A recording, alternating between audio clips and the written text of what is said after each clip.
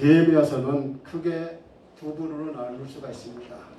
그 전반부인 1장부터 7장, 그리고 1장부터 7장까지는 느헤미야가 주도한 3차 포로 교환과 예루살렘 성벽 중건에 관한 내용이고, 후반부인 8장부터 13장은 느헤미야가 에스라와 더불어 실시한 종교 개혁에 관해서 서술하고 있습니다.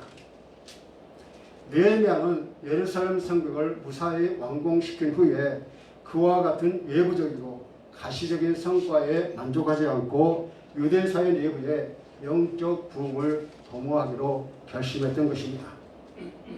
따라서 그와 같은 시도의 첫 단계는 유대 백성들 앞에서 에스라가 율법책의 내용을 낭독하고 그 뜻을 해석해 주는데, 그로 인해서 유대 백성 사이에 회개의 운동이 불러일으켰는데 그들의 마음을 하나님께로 향하게 만든 것입니다. 이처럼 느헤미야는 유대 백성들에게 진정으로 필요한 것이 영적 부흥이라는 사실을 잊지 않았던 것입니다. 비록 우리가 존경받을 만한 교회의 직분을 지니고 여러모로 성공한 삶을 유지한다 할지라도 영적 부흥을 계속해서 추구하지 않는다면, 또 하나님의 말씀을 바로 깨닫지 못한다면 하나님과 우리의 관계가 점점 멀어지고 결국 우리의 인생은 하나님이 보시기에 실패한 인생이 될 것입니다. 그러므로 천국 말씀을 바로 깨닫고 우리가 천국 복음을 바로 깨닫지 못하면 악한 자들이 우리의 마음에 심어진 그 복음을 빼앗아가므로 결실하지 못한 자가 됨과 같이 오늘 우리도 이런 운명에 처해지지 않도록 깨닫는 마음을 바로 유지할 수 있도록 기도를 해야 할 것입니다. 그러면 성도가 말씀을 깨닫는 마음을 가질 때 어떤 현상이 일어나는지 함께 살펴보기를 원합니다. 첫 번째로 하나님이 나의 힘이 되심을 알게 되는 것입니다. 우리가 인생을 살아갈 힘은 하나님께로부터 오는 것입니다. 이런 기쁨은 말씀을 깨닫고 말씀을 전심으로 반응할 때 우리한테 오는 것입니다. 특별히 신앙생활에서 가장 중요한 것은 우리가 낙심치 않고 주께서 주시는 영적인 힘을 유지하는 데 있습니다. 우리는 느헤미야가 여호와로 인하여 기뻐하는 것이 너희의 힘이라고 말한 것을 우리는 주목해야 합니다. 왜냐하면 우리의 인생의 가장 큰 힘이고 용기이고 위로는 바로 여호와를 기뻐하는 것이기 때문이죠. 그래서 본문 10절 후반부를 다 같이 읽겠습니다. 본문 10절 후반부입니다. 시작. 이날은 우리 주의 성일이니 근심하지 말라. 여호와로 인하여 기뻐하는 것이 너희의 힘이니라. 아멘. 여호와를 기뻐하는 것이 여호와의 말씀과 깊은 관련이 있음을 우리에게 보여주고 있습니다.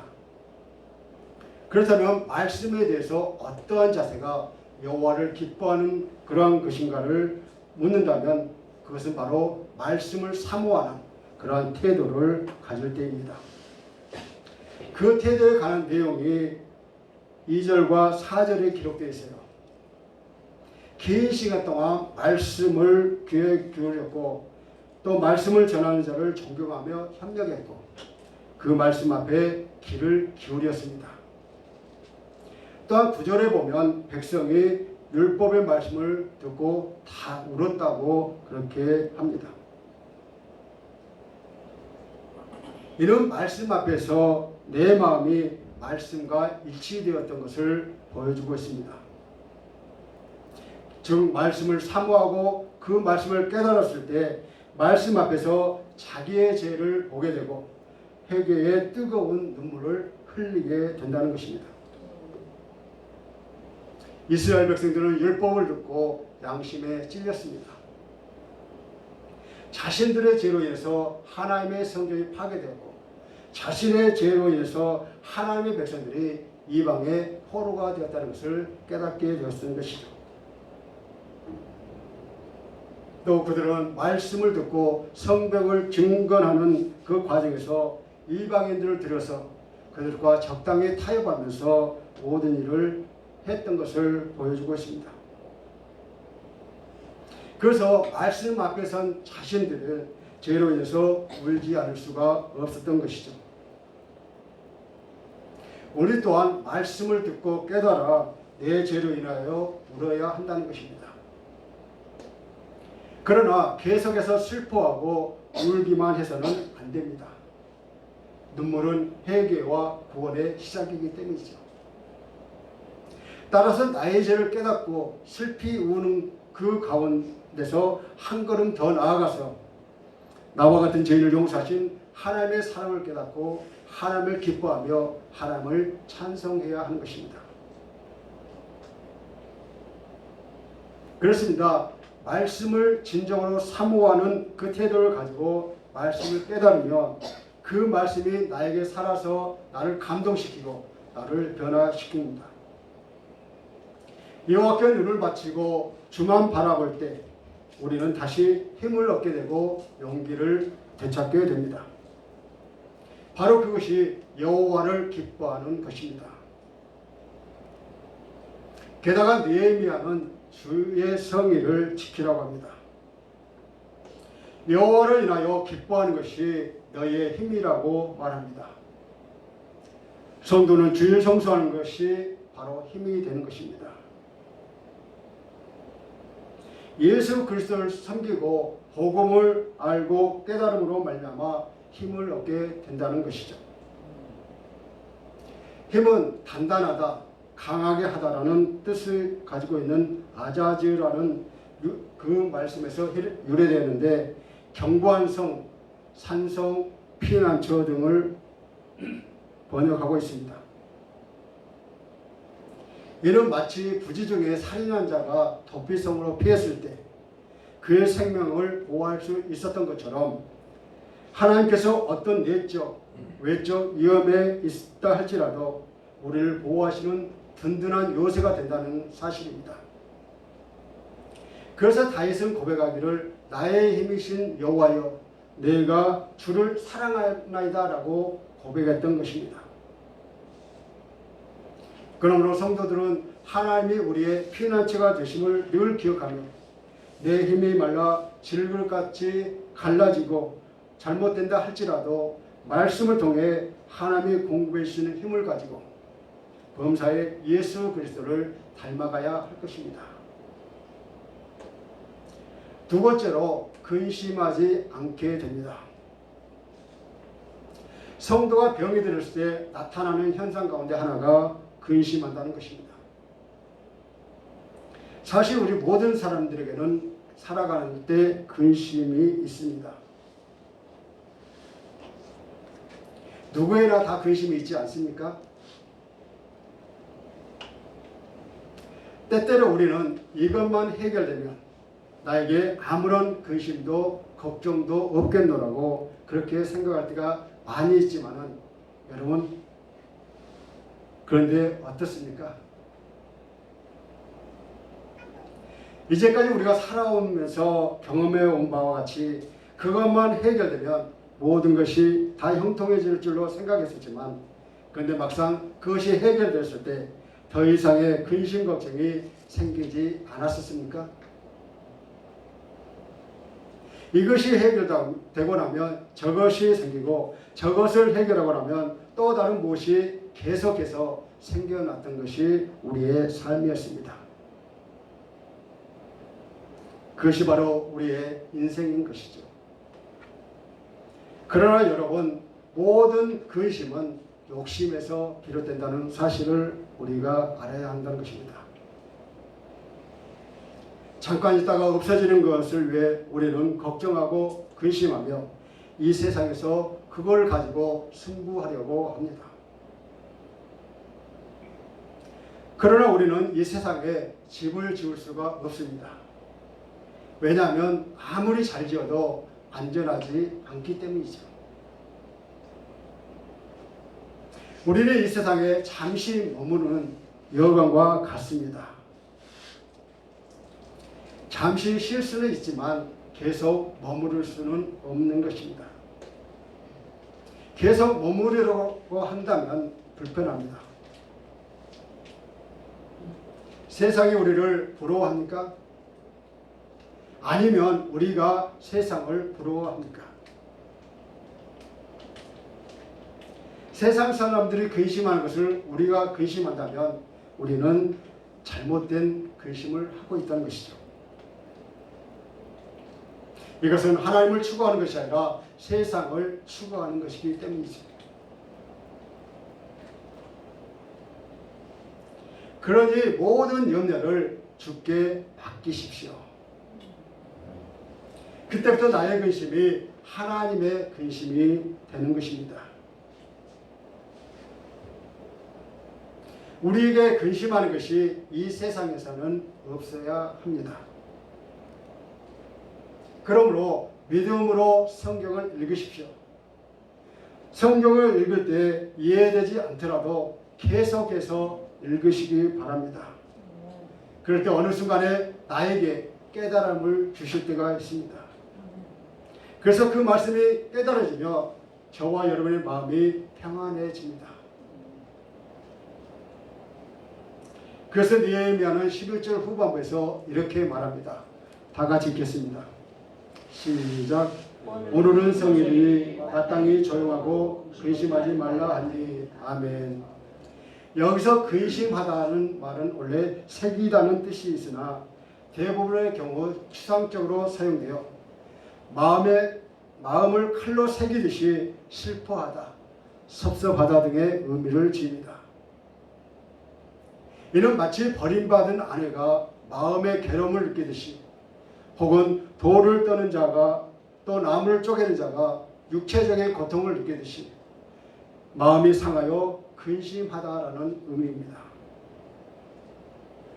왜 수문 광장에 모여 있었던 이스라엘 백성들이 근심했을까요? 그 이유는 무엇이 하나님을 기쁘시게 하며 무엇이 하나님을 불쾌하게 하는지 잘 모르면서 오랫동안 주님을 올바르게 섬기지 못했기 때문입니다. 우리도 지난날을 되돌아보며 이스라엘 백성들처럼 하나님을 바르게 섬기지 못했던 죄들이 생각날 수도 있습니다. 이런 생각에 잠길 때 마음에 기쁠 리가 없습니다. 또한 자신이 낙심하여 힘을 잃을 수도 있습니다. 이처럼 마음에 평안함이 없이 어떤 일을 마음속에 몰두하게 될 때 우리는 괴로움을 당하게 되는데, 이것이 하나님 말씀을 사모함이 없는 자가 당하는 괴로움입니다. 여러분은 어떻습니까? 벌써 8월달도 마지막 주일입니다. 시간이 얼마나 빨리 흘러가는지 모르겠습니다. 혹시 8개월 동안을 여러분 뒤돌아보면서 자신의 부족한 죄로 말미암아 근심하지 않으셨습니까? 근심은 우리에게 힘이 되기보다는 우리로 하여금 더 연약하게 만듭니다. 우리가 근심에 사로잡혀 있을 때 해결할 수 있는 신앙적인 방법은 오직 진리의 말씀을 붙들어야만 한다는 것입니다. 게다가 느헤미야는 근심하지 말라는 말을 10절과 12절에서 두 번이나 말했던 이유는 주의 성일에 주의 전에 올라가서 예배를 드리면서 하나님의 거룩한 임재 앞에서 울면서 근심할 수 있기 때문입니다. 주의 성일에는 죄를 고백함으로 더 이상 아무 근심하지 않고 모여서 오직 여호와만을 기뻐하며 주의 말씀을 듣고 기쁜 마음으로 아멘하며 확신하는 그러한 시간입니다. 하나님이 해결해 주시니까 더 이상 근심할 필요가 없다는 것이죠. 그래서 주의 성일에 근심하지 말라고 했던 것입니다. 따라서 우리 성도들은 회개함에 이르기 위한 근심이 아니라 생의 염려에 대한 근심이라면 말씀을 깨달아 그런 근심으로부터 벗어나야 하겠습니다. 그리고 우리의 만왕의 왕이 되시는 주님을만 바라보며 푯들 향해 전진하는 성도들이 되시기를 간절히 소원합니다. 세 번째로 즐거운 삶을 살게 됩니다. 즐거움은 그리스도 신앙에 합당한 결과입니다.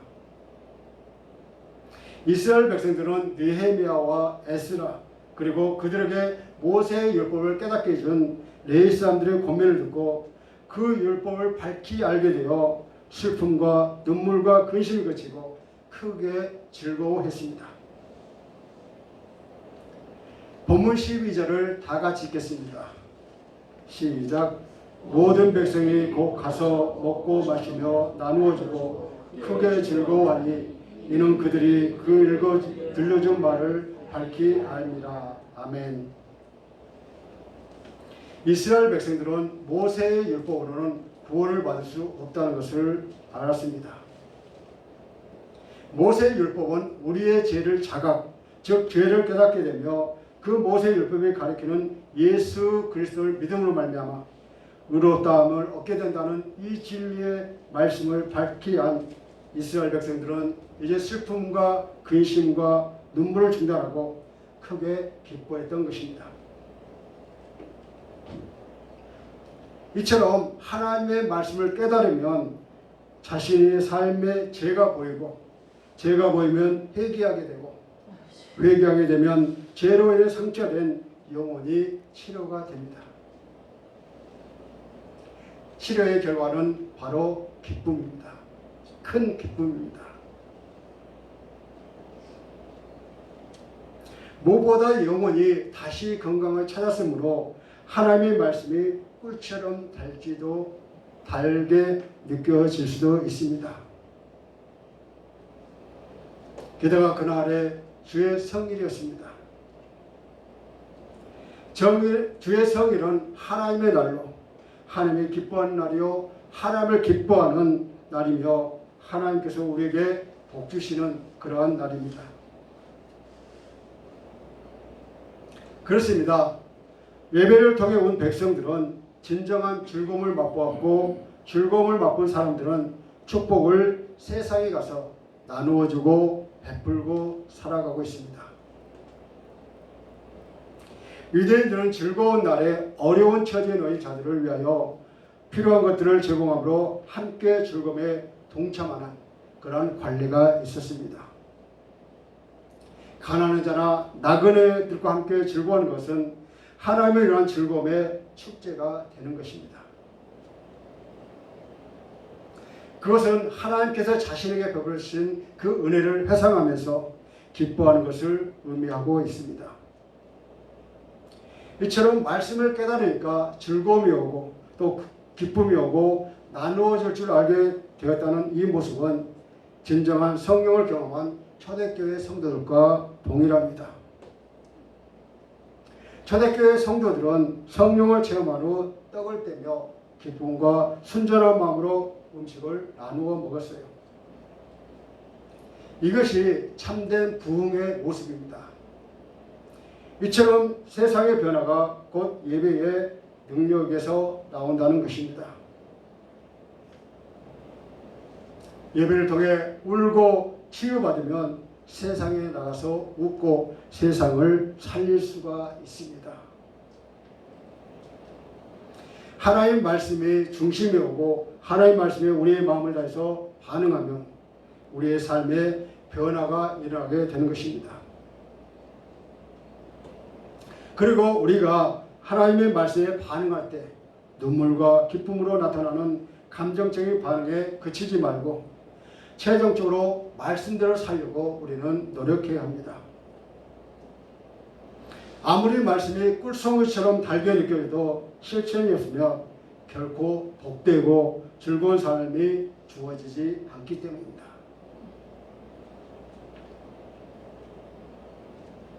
말씀으로 은혜를 받아 회개한 다음에는 하나님을 즐거워하는 것이 중요합니다.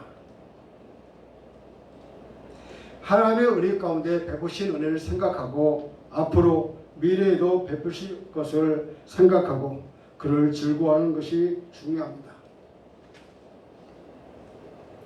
본문에서 즐거워하다라는 말은 노동하다, 생산하다라는 히브리의 뜻 아사와 기쁨을 의미하는 스메하의 복합으로서 어떤 물건을 만드는 데든 기쁨을 생산한다는 의미입니다. 구약의 경우에 있어서 이러한 기쁨은 그 외적인 표현과 내적 체험이 밀접한 연관을 가지고 있습니다. 이런 기쁨은 축제에서 모든 사람이 기쁨을 함께 표현한 것처럼 함께 나눌 때 그 의미와 체험이 더 커지기 때문입니다. 그런 의미에서 즐거움은 더불어 살아가는 성도들에게 주어진 하나의 의무이며 주의 말씀을 깨달을 때 얻게 되는 것으로 성도의 얼굴이 빛나게 된다는 것입니다. 유대 백성들이 커다란 회개의 운동을 일으킬 수 있었던 것은 바로 에스라가 낭독하고 해석해주는 율법의 내용 때문이었어요. 그들은 하나님의 말씀을 들을 때 그 말씀을 자신의 말씀으로 받아들였던 것처럼 우리도 하나님의 말씀을 들을 때 형식대로 듣지 않고 자신의 말씀으로 받아들이시기를 바랍니다. 오늘 우리 주변에는 하나님의 참뜻을 깨닫지 못한 성도들이 많이 있습니다. 어떤 이는 많이 들으면서도 깨닫지 못하고 어떤 이는 악을 행함으로 마음이 무디어져서 깨닫지 못하고 있습니다. 그렇다면 우리는 어떻습니까? 정말 말씀을 옳게 분별하고 계십니까? 하나님이 나의 힘이 되심을 알고 하나님의 그 마음에 기쁨과 감사가 넘쳐나고 있습니까? 성도가 주의 법을 바로 알고 말씀을 깨닫게 되면 나의 힘의 근원이 바로 하나님이심을 알게 되는 것입니다. 그로 인하여 우리는 근심하지 말고 영적 평안을 누리시기를 바랍니다. 그래서 예수 안에서 참 기쁨을 누리며 즐거운 삶을 살게 되는 것입니다. 그러므로 우리의 삶이 하나님으로 인해 기뻐하고 하나님이 우리의 힘이 되심을 느끼며 우리가 살아가기를 주의 이름으로 간절히 축복합니다. 말씀을 맺겠습니다. 진정 하나님의 말씀은 살았고 운동력이 있어 좌우의 날선 어떤 것보다 예리하여 우리의 영과 혼을 찔러 쪼개고 마음의 생각과 뜻을 감찰하기에 충분하십니다. 따라서 하나님의 구속의 은혜에 동참하는 성도들은 말씀에 대한 바른 이해를 통해 하나님의 말씀 앞에서 우리의 모습을 비춰보고 과연 자신의 믿음과 생활이 하나님께서 요구하는 기준에 합당한가를 살펴봐야 할 것입니다.